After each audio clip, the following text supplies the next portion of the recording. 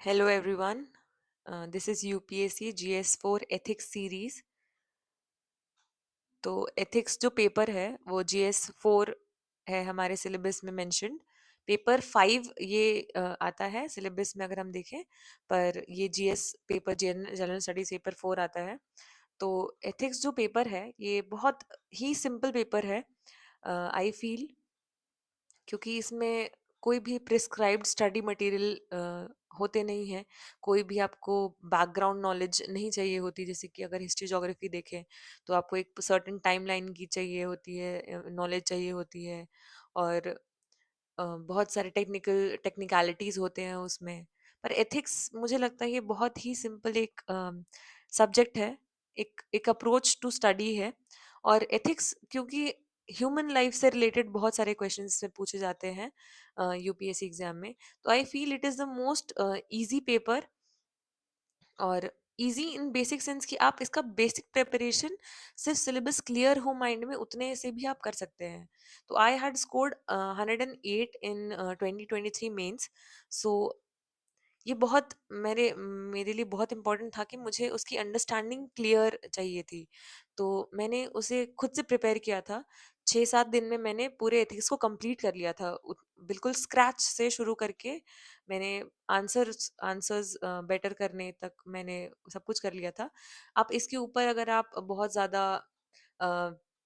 Examples डालेंगे और इसे सब्सटैंशिएट करेंगे बहुत सारे केस स्टडीज डालकर, तो फिर आपका और आंसर आप अच्छा कर सकते हैं, एंड फिर you can score much better than this. तो सबसे इम्पोर्टेंट होता है कि एथिक्स में you need a simple understanding. तो सिंपल अंडरस्टैंडिंग से आपको गुड मार्क्स आराम से आ सकते हैं, बिकॉज क्योंकि ये सिंपल अंडरस्टैंडिंग जो होती है वो आपके पेपर में रिफ्लेक्ट होगी। तो फिर आपका ये अंडरस्टैंड करना बहुत ज़रूरी है कि आप आंसर में क्या लिख रहे हैं। क्योंकि अगर आप समझ जाएंगे कि आपको लिखना क्या है उस पेपर में, तो यू कैन ऑलवेज कि आपके पास बहुत सारे एग्जाम्पल्स आप कलेक्ट कर सकते हैं, आपको क्या प्रिपेयर करना है, कैसे प्रिपेयर करना है। तो ये सब आप खुद ही कर सकते हैं। वो एक एक इंजन शुरू हो जाता है आपके दिमाग में।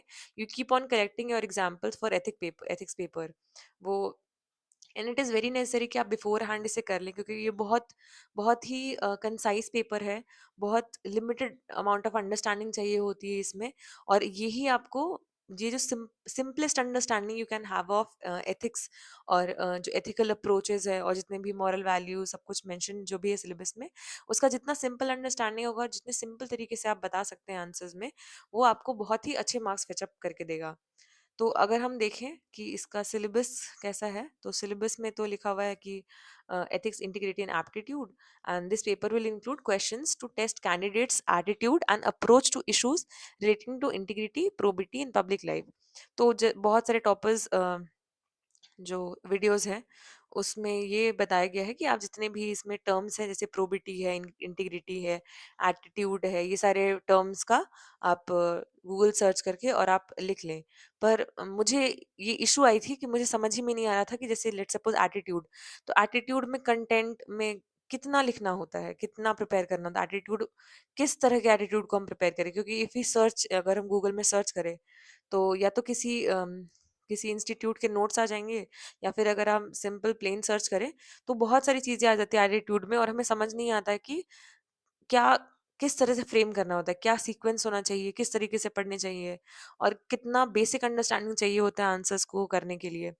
तो it is very difficult to find out, और ये मेरे साथ भी ये प्रॉब्लम हो रही थी। मुझे समझ में नहीं आता कि इसका बेसिक सीक्वेंस क्या पढ़ना है, कैसे पढ़ना है, कितनी चीज़ों को जानना है, कितनी चीज़ों को छोड़ देना है, ताकि आंसर्स काफ़ी ज़्यादा, क्योंकि हमारे दिमाग में जब तक बहुत सारा क्लटर रहेगा तब कॉम्प्लिकेटेड होती जाएंगी चीज़ें, और फिर हमें खुद समझ में नहीं आया क्वेश्चन में क्या लिखना है, हम अपने आंसर्स को फ्रेम नहीं कर पाएंगे। तो किसी भी एक इंस्टीट्यूट के आप जो बेसिक नोट्स होते हैं, या फिर बेसिक सीक्वेंस वाइज नोट्स होते हैं एथिक्स के, उसे आप ले लीजिए किसी भी इंस्टीट्यूट के। या तो आप विजन के ले लीजिए, या तो आप इनसाइट्स के ले लीजिए, या फिर आप ओनली आईज के ले लीजिए, any one which you feel comfortable. आप किसी को भी ले लीजिए और उनका बस सीक्वेंस देखिए। सीक्वेंस का कहने का मतलब ये है कि जैसे कि एथिक्स फर्स्ट हेडिंग में होगा, एथिक्स होगा, एथिक्स का डेफिनेशन होगा, फिर सोर्सेज ऑफ एथिक्स होगा, फिर डिमेंशंस ऑफ एथिक्स होगा, फिर ये जो सीरीज है, जिस सीरीज में आपको पढ़ना है, जिस सीरीज में सब कुछ बनाया हुआ है, सब कुछ आपको मिलेगा सब कुछ। वो लोग रिसर्च करके सारे डेफिनेशंस वगैरह सब कुछ है। मैं बताऊँगी उसको सिंप्लीफाई कैसे करना है। आप किसी भी इंस्टीट्यूट के नोट्स ले लीजिए। बस उसमें आपको सीक्वेंस फाइंड आउट करना है कि अच्छा, जैसे कि एथिक्स इन ह्यूमन इंटरफेस के ये लिखे होंगे, determinants and consequences of ethics, ये सारे टॉपिक्स वाइज वो जितना प्रिपेयर करके रखे हुए हैं, आप उसको बेसिक एक रख लीजिए। And I will tell how to compile all those, और फिर कैसे सबको कंप्रेस करके बहुत कम अमाउंट ऑफ नोट्स में से आप अपना अंडरस्टैंडिंग को सिंप्लीफाई करके आप आंसर में अच्छे आंसर्स लिख सकते हैं। तो अ, फिर नेक्स्ट जो है, ये ये प्रॉपर सोर्सेज का जो रिसोर्सेज का जो ये इशू था, वो तो हो गया कि let suppose you are taking any notes of any any of the institute which you feel comfortable in, और आप उसके उसके नोट्स को आप सीक्वेंस वाइज के लिए, सीक्वेंस वाइज सारे टॉपिक्स कवर्ड है उसमें, तो आप उसको एक रेफरेंस रखिए कि अच्छा, ये जो पेपर है मैं इसी के हिसाब से अपने नोट्स कंपाइल करूँगी। ये जो नोट्स आप ले रहे हैं किसी भी इंस्टीट्यूट के, ये आपके नोट्स नहीं है, ये आपका रेफरेंस है, ये आप इसके बेसिस पे अपना नोट्स बनाइएगा। तो आपको जिस भी इंस्टीट्यूट में अच्छा फेथ है, यू कैन टेक इट, क्योंकि वहाँ पे ऑलरेडी वो मेहनत कर चुके हैं। ये सारे जितने भी टॉपिक्स हैं उन पे रिसर्च करके, किस तरह क्वेश्चंस प्रीवियस ईयर पूछे जा रहे हैं, वो सब कुछ रिसर्च करके वो लोग कर चुके हैं। तो आप शुरू से शुरू मत करिए। आप अगर ये 10 सीढ़ी चढ़ चुके हैं तो आप 11वीं सीढ़ी से शुरू करिए। एंड फिर तो ये जो प्रॉब्लम होता है प्रॉपर रिसोर्सेज का, कि कोई लक्ष्मीकांत टाइप रिसोर्स होता नहीं, जैसे पॉलिटी के लिए आप लक्ष्मीकांत पढ़ लीजिए तो आपका हो जाएगा। तो वैसे कोई रिसोर्स होता नहीं है, तो फिर आप वैसे एक रिसोर्स का प्रॉब्लम आप सॉल्व कर लेते हैं। फिर होता है पढ़ तो लिया, but how to produce it in answers. तो ये इशू आता है कि बहुत सारे लोगों को ये इशू आता है कि मैंने पढ़ लिया, जैसे कि डिमेंशंस ऑफ एथिक्स पढ़ लिया, मैंने एथिक्स पढ़ लिया, पर उसको लिखना कैसे है। क्वेश्चंस क्वेश्चंस आंसर होने के लिए हमें ये पता नहीं चलता है। जैसे कि अगर honesty is the best policy पे क्वेश्चन पूछा है, तो लिखना क्या है honesty is the best policy में, कि डिस्कस, अगर honesty is the best policy discuss, तो इस तरह क्वेश्चंस में क्या आंसर करना है। तो ये सारी चीजें अगर हम क्वेश्चन पेपर 2019 का क्वेश्चन पेपर मैं डिस्कस करूंगी पूरा। मैं बताऊंगी कि कैसे बिल्कुल सिंपलर अंडरस्टैंडिंग से, बिल्कुल सिंपल वर्ड्स और अंडरस्टैंडिंग चाहिए होती है, सिंपल एग्जाम्पल से भी आप बहुत अच्छा स्कोर कर सकते हैं। तो सबसे पहले तो आप ये करिए कि जितने भी टर्म्स है, टर्म्स जैसे कि यहाँ पे दिए हुए हैं, आपके पास रिसोर्सेज, वो रिसोर्स वाला प्रॉब्लम जो भी था उसको आप वो सॉल्व हो चुका है। अब उसमें से आप क्या करिए, जितने भी टर्म्स हैं जैसे कि प्रोबिटी है, इंटीग्रिटी है, एथिक्स है, और फिर एटीट्यूड है, एप्टीट्यूड है, जितने भी word, integrity, impartiality, non partisanship, इन सबको एक लाइन में लिखिए। एंड इनका आप हिंदी अनुवाद करिए या फिर वो लैंग्वेज में ट्रांसलेट करिए जो आपका मदर टंग है, आपको कंफर्टेबल है उसमें। तो इससे क्या होगा, you will get a clear understanding कि what actually the word means. जैसे प्रोबिटी का मैंने भी सारे वर्ड्स को सर्च किया था, तो प्रोबिटी का होता है ईमानदारी। तो कोई भी प्रोबिटी वाला क्वेश्चन होता है 2019 वाले पेपर में, आई डिस्कस कि there is a question on probity, और हर साल लगभग आ ही जाता है प्रोबिटी पे क्वेश्चन।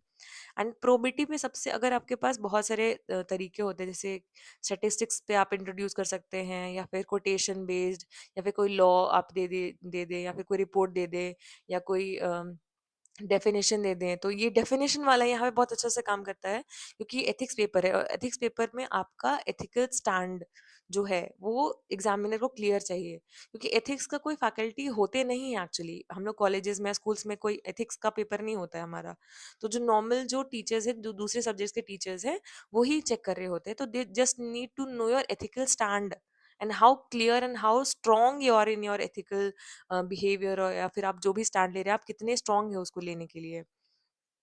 तो तो व्हेन यू डिफाइन प्रोबिटी, आप फर्स्ट पैराग्राफ में ही, आप जैसे प्रोबिटी का मतलब होता है ईमानदारी। तो आप ईमानदारी को आप अगर डिफाइन कर सकते हैं, आप सोचिए कि अगर आप किसी को समझा रहे हैं कि ईमानदारी क्या होती है, तो ईमानदारी होती है कि आप अपने मॉरल वैल्यूज पे बिल्कुल अडिग रहें, keep on standing for your values even when the situation is verse.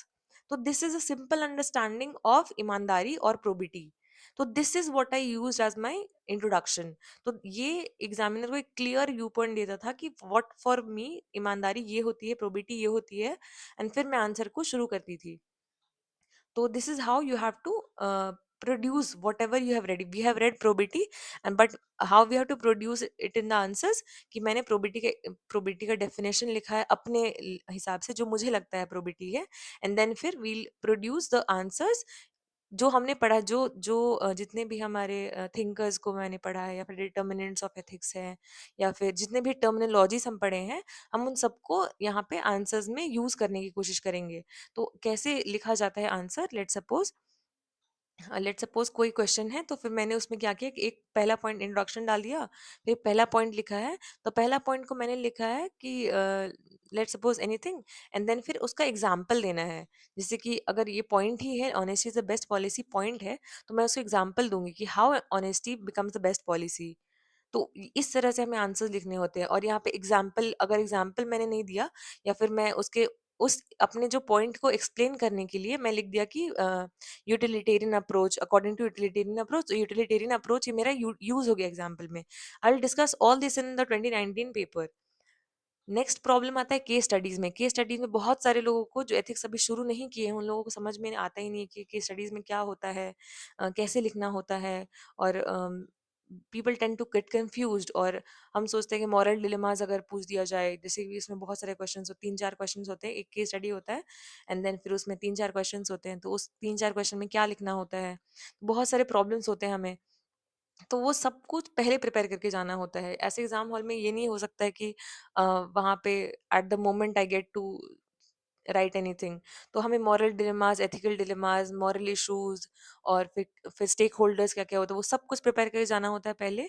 बस वहाँ जाके जो भी केस आएगा उसको बस एनालाइज़ करके हमें वहाँ पे एक sort of cut copy paste होगा, क्योंकि आप ऑलरेडी पहले से सारे इश्यूज़ आप समझ के गए हैं कि मैक्सिमम कितने इश्यूज़ हो सकते हैं, और किस तरह का एथिकल आपको बिहेवियर पुट ऑन करना होता है। अगर आप कहीं मैनेजर हैं, या कहीं आपको डिस्ट्रिक्ट कलेक्टर का केस स्टडी मिल जाता है, तो किस तरह के आप एथिकल स्टैंडर्ड्स को आपको अपहोल्ड करना है। तो these all need to be prepared. तो इट इज़ वेरी सिंपल, आपको वहाँ पे कुछ एक्स्ट्रॉर्डिनरी नहीं लिखना होता है। You just have to keep your ethical stand very clear, और जितना स्ट्रांगली आप अपने एथिकल स्टैंडर्ड्स में रहेंगे, उतना अच्छे से आपका वो पेपर में वो क्लियर दिखेगा। Next, we have the problem is 10 marker dealing. How to use theories and examples. तो 10 marker जो questions होते हैं उसमें हमें कई बार समझ में नहीं आता है। एक 2019 का पेपर में क्वेश्चन था कि emotional intelligence is an ability to use your emotions for you rather than against you. Do you agree with this view, discuss. तो ये वाले क्वेश्चंस में बहुत सारे कोटेशंस वाले क्वेश्चंस होते हैं। कुछ एक सेक्शन होता है जिसमें सिर्फ कोटेशन को एक्सप्लेन करना होता है, what do you mean by the quotation. But ऐसे कोई क्वेश्चन होते हैं इसमें कोटेशन दिए हुए रहते हैं, and then it is said to what is do you agree with this point and discuss. तो sometimes we do not understand कि इसमें क्या लिखना है। तो if we can just answer it कि yes I agree with this view point, and sometimes ऐसे तो ब्लैंक हो जाता है। तो this is not the way to answer. उसमें बिल्कुल एक प्रिस्क्राइब्ड फॉर्मेट होता है, कि जैसे कि इस तरह के क्वेश्चन, इमोशनल इंटेलिजेंस, तो आप लिखिए इमोशनल इंटेलिजेंस आपके लिए क्या होता है। तो आपको पता है इमोशनल इंटेलिजेंस मतलब इमोशंस में आप इंटेलिजेंटली आप इमोशंस को हैंडल कर रहे हैं। तो आप बस इसका डेफिनेशन जो आपको लगता है, आप बिल्कुल 2 लाइन में आप सोचिए कि क्या लिख सकते हैं। तो इमोशनल इंटेलिजेंस का आप इंट्रोडक्शन लिख देंगे, एंड देन फिर आप इमोशनल इंटेलिजेंस के पॉइंट्स लिखेंगे कि कैसे इमोशनल इंटेलिजेंस हमें अपने इमोशंस को रेगुलेट करने में मदद करता है। We become emotionally aware of our own emotions and view point, और अपने वल्नरेबिलिटी से भी हम अवेयर हो जाते हैं। तो इन सब का ये मैंने पॉइंट्स लिखा है, पर ये पॉइंट्स अधूरे हैं still, because we need to put something. कोई थ्योरी डाल दीजिए कि कोई थ्योरी आपने पढ़ा होगा, क्योंकि इमोशनल इंटेलिजेंस के वैसे तो एग्जांपल्स में तो आपको थ्योरीज नहीं आएंगे, क्योंकि एथिक्स का जो पेपर हमने पढ़ा है उसमें कोई थ्योरीज नहीं है वैसे। पर you can, if you have read your theories, कहीं और किसी को थ्योरी आपने पढ़ा हो कि कैसे इमोशंस पे कोई थ्योरी हो, या फिर सिगमंड फ्रॉइड का एग्जांपल आप दे सकते हैं। वहाँ पे उन्होंने इमोशंस को अच्छे से डील किया था, और वहाँ पे उन्होंने बहुत सारी बातें बताई थी। कहीं भी आपने कोई थ्योरी पढ़ा हो, या कोई एग्जांपल हो, जैसे कि वी बिकम इमोशनली अवेयर वाला एग्जांपल में आप कैसे लिख सकते हैं कि जैसे कि आप एक डीएम हैं and you are emotionally intelligent, तो हाउ एक इमोशनली इंटेलिजेंट डीएम आवेश में आकर के कोई डिसीजन नहीं लेगा या लेगी। तो इस तरह के एग्जांपल्स आप डालते जाएंगे, तो this is how your answer become complete. और आप अगर हाइपोथेटिकल आप सिचुएशन क्रिएट करके आप एग्जांपल लिख रहे हैं, then it is fine, but real life examples में ज़्यादा वेटेज होता है। तो you just need to collect all the examples and substantiate your answer. Next point आता है time management. So time management का इशू बहुत होता है एथिक्स पेपर में, क्योंकि हम कई बार ऐसा होता है कि पेपर छूट जाता है या केस स्टडीज नहीं हैंडल हो पाती हैं। और ये सब तभी होता है, मेजोरिटी ऑफ द टाइम ये होता है। जितने भी एथिक्स के पेपर लिखे थे उसमें मेरा कभी टाइम का इशू नहीं आया था। कई बार मेरे 5 मिनट पहले, 10 मिनट पहले पेपर कंप्लीट हो जाया करते थे। एग्जाम्स में भी, मेंस एग्जाम में, एक्चुअली एग्जाम में ऐसा कभी हुआ नहीं था कि मुझे टाइम मैनेजमेंट का इशू आया था। तो how do I do this? और मेरे कभी भी मेंस के किसी पेपर में टाइम मैनेजमेंट का इशू नहीं आया था। तो how do I do this? ये सिंपल है कि आप पहले से जितनी स्ट्रैटेजी आप प्रिपेयर करके जाएं, एथिक्स को बेसिकली ये समझकर आप जितनी जल्दी सारे डेफिनेशंस आप, जैसे प्रोबिटी है, इंटीग्रिटी वगैरह, सबके जितने भी टर्म्स हैं उनके पहले से आप समझ के जाएं कि मुझे ये लिखना है इंट्रोडक्शन में। अगर इस वर्ड पे क्वेश्चन आएगा तो मैं ये लिखूंगी, अगर इस तरीके के क्वेश्चन आएंगे तो मैं कोई ये डेटा डाल दूंगी। तो एक मेजॉरिटी आपको थीम का ट्रैकिंग मिल जाता है कि आपको कैसे थीम्स को ट्रैक करके लिखना है। तो उससे बहुत टाइम बचता है। एंड देन फिर सबसे पहले तो मैं केस स्टडीज अटेम्प्ट करती थी, बिकॉज केस स्टडीज ज़्यादा मार्क्स के होते हैं। एंड देन फिर आप 10 मार्कर आप मैं लास्ट में आती थी उसमें। तो पहले केस स्टडीज का बहुत प्रिस्क्राइब फॉर्मेट होता है, कुछ ज़्यादा सोचना नहीं होता है। Once you are clear with the case study, what is the case study actually trying to say, आपको पता चल जाता है एथिकल इश्यूज क्या है, एथिकल स्टैंडर्ड्स क्या है, आपको क्या डिसीजन लेना है। तो एक फॉर्मेट में चलते चलते आपको उतना समय लगता नहीं है सोचने में। और जितना आप क्लियर स्टैंड रखेंगे, जितना सिंपली आप अपने बातों को बोल पाएंगे, उतना ही क्लियर आपका रहेगा। You do not have to do too much of flaunting your things कि I do this and I do that, मैं पूरा आंदोलन लेके आ जाऊंगी। ये सब नहीं करने हैं। वहां पे बिल्कुल जो आपका जो actual real life situation, because you are an, आप मेंस पेपर लिख रहे हैं, तो you are expected to be very rational and very realistic. तो you have to be rational and realistic. उस हिसाब से आप डिसीजंस लेंगे। तो वो डिसीजन मेकिंग पावर जो आपका मेच्योरिटी हो गया आंसर्स में, वो आएगा। और जैसे ही आप बहुत कम शब्दों में अपने मेच्योरिटी को दिखा पाएंगे, तो आपका टाइम ऑटोमेटिकली मैनेज हो जाएगा, क्योंकि आप कम शब्दों में आप बता पाएंगे कि आपको एक्चुअली करना क्या है पेपर में या फिर उस केस स्टडी में। और फिर नेक्स्ट है, there is too much to write. Like case studies में बहुत लिखना होता है, और फिर सारे सारे जितने भी 10 मार्कर्स हैं बहुत लिखना होता है। एक्चुअली ये तब होगा अगर आप बहुत सारी चीज़ें नहीं लिख पा रहे होंगे। जैसे कि आप एक पॉइंट को एक्सप्लेन करने के लिए काफ़ी सारे वर्ड्स यूज़ कर रहे हैं, देन इट हैपन्स। तो आपको कम शब्दों में अपने जो अपनी मॉरल वैल्यूज है या फिर अपने एथिकल स्टैंडर्ड्स हैं, वो कैसे आप लिख पाएंगे। तो ये जितने सारे टर्मिनोलॉजीज है एथिक्स के पेपर में आप पढ़ेंगे, जो भी टर्मिनोलॉजीज, वो आप उनका एफिशिएंट यूज करके आप तब कम लिख पाएंगे। लाइक एक सेंटेंस में आप अगर इंटीग्रिटी यूज कर ले, रादर देन सेइंग कि I stand with my values even if the situation is worse, कोई छोड़ करके अगर आप इंटीग्रिटी यूज कर लेंगे, देन इट इज फाइन। आपका आपका सेंटेंस भी कम छोटा हो जाएगा, एंड you find कि you have used the word also. So this is how you can write less amount of words and express more. So ये भी होता है कि कब तैयारी करनी है, the right time to prepare.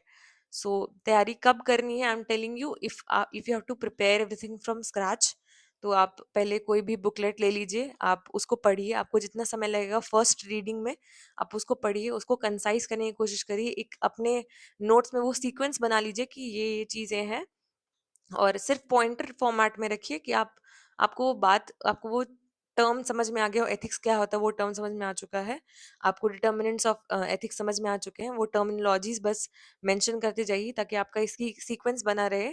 और एंड देन फिर कुछ एग्जांपल्स आप कलेक्ट करते रहिए। तो फिर ये आपका बेस नोट्स रहेगा। ये बेस नोट्स पे आप वैल्यू एडिशन वो साल भर होता रहेगा, आप जब भी तैयारी कर रहे हैं।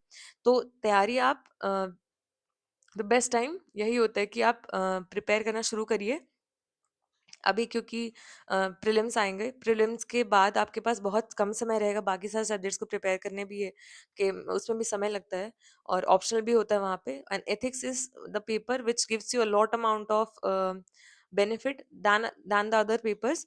पर ये है कि you have to prepare it well before time. So this is the right time, I would say, कि आप काफ़ी कम समय, 1 हफ्ते में ठीक से अगर आप मेहनत करें, तो you can prepare it, you can absolutely prepare ethics, and it is a low hanging fruit जहाँ पे आप बहुत कम मेहनत से आप अगर आप सही डायरेक्शन में मेहनत करेंगे तो फिर काफ़ी कम मेहनत से आप बहुत अच्छे आप मार्क्स ले सकते हैं and more than mine obviously. And फिर ये भी क्वेश्चन आता है कितना एफर्ट डालना होता है और कैसा एफर्ट डालना होता है। सो आपने अगर एक बार बेस नोट्स अपने बना लिए then it is very easy, क्योंकि आपको बस ट्रैक करना है जैसे पे आप न्यूज़पेपर पढ़ रहे हैं या फिर आप कोई भी न्यूज़ देख रहे हैं और फिर anything you are reading, any GS वाला भी आप इफ यू आर रीडिंग, तो आप उसमें बस आपको बस जितने भी एग्जाम्पल्स है एथिकल स्टैंडर्ड्स पे आपका एक बार आपका वो सेट हो गया कि I have to collect examples of ethics. तो आप क्या करिए कि बस एथिकल एग्जाम्पल्स आप कलेक्ट करते चले जाइए and this is a very long process, keep keep going कि आप बहुत से एग्जाम्पल्स कलेक्ट कर ले और हर उस एग्जाम्पल को रिवाइज करिए ताकि आप उसको यूज़ कर पाए एथिक्स के पेपर में। तो यही होता है, आपका इतना ही एफर्ट लगता है एथिक्स के पेपर में and it is very simple. I am telling you बहुत simple understanding is the one which is awarded. और आप ये जो सिंपल अंडरस्टैंडिंग के साथ कॉम्प्लीमेंट आप जो करते हैं एग्जाम्पल्स को या थ्योरीज को या थिंकर्स को जितने आप उसमें डालते जाएंगे, ये combined effort is very fruitful. This ये जो है कंबाइंड एफर्ट, ये बहुत ही ज़्यादा अच्छे मार्क्स दिला सकते हैं आपको। और इतना ही बस करना होता है। आई डोंट थिंक सो कि एक्स्ट्राऑर्डिनरी आपको नॉलेज चाहिए होता है कि बहुत ही डीपर अंडरस्टैंडिंग ऑफ जितने भी एथिकल पर्सपेक्टिव्स होते हैं and all, because it is not practical to read everything. So आप बहुत ही बेसिक तैयारी करके भी आप you can prepare it well and आपको खुद समझ में आ जाएगा when you have the sequence notes. आपके पास सब कुछ जब एक साथ में होगा and you have your compiled notes along with it, तो आपको खुद समझ में आ जाएगा कि how you have to prepare it और आपको कंसाइज कैसे करना है चीज़ों को। Next is quotation based questions. तो कोटेशन बेस्ड क्वेश्चंस में होता है कि कोटेशन होते हैं और उसमें आपको एक्सप्लेन करना होता है कि what does this quotation mean to you. तो वो पहले पैराग्राफ में आपको कोटेशन एक्सप्लेन करना होता है कि ये कोटेशन का सिंपलर मीनिंग क्या है आपके लिए। तो यहाँ पे भी सेम, अगर आप अपना मीनिंग बता पा रहे हैं या फिर आपके पास कोई ऐसा थिंकर है जो सेम टू सेम आपका जो आप बात कहना चाह रहे हैं वैसे ही कोई बात उसने भी कही है या उन्होंने भी कही है, तो आप उनको भी डाल सकते हैं यहाँ पे। और या फिर आप बस एक्सप्लेन कर दीजिए कि आप क्या कहना चाहते हैं इस कोटेशन में, और वो कोटेशन का फिर आप एग्जाम्पल दीजिए कि how you are proving this quotation to be correct. तो आप ये लिखिए और फिर पॉइंट्स लिख के फिर आप एग्जांपल्स दे दीजिए कि if I am saying again honesty is the best policy. अगर आप बता रहे हैं तो फिर एग्जांपल दीजिए कि how honesty is the best policy, आप एग्जांपल दीजिए। और ये रियल लाइफ एग्जांपल्स अगर होंगे, स्पेशली पब्लिक सर्विस से अगर ये एग्जांपल्स होंगे तो इट इज़ वेरी गुड, क्योंकि it it gives an aura कि आप काफ़ी ज़्यादा अवेयर हैं अपने सर्विसेज को लेकर के। तो दिस गिव्स अ पॉजिटिव जो आपका अंडरस्टैंडिंग है, और जो एग्जामिनर उनको बहुत ही क्लियर अंडरस्टैंडिंग मिलती है कि what you are how you are taking this paper. So we'll discuss 2019 paper and tell me if you're facing other problems in ethics, and tell me what are the issues you have been facing और क्या problems हो रही है ethics में। और question paper तो we'll discuss, तो I'll tell कि सारे पेपर सारे जितने भी क्वेश्चंस हैं उनको कैसे अटेम्प्ट करने हैं। And till then, okay, thank you.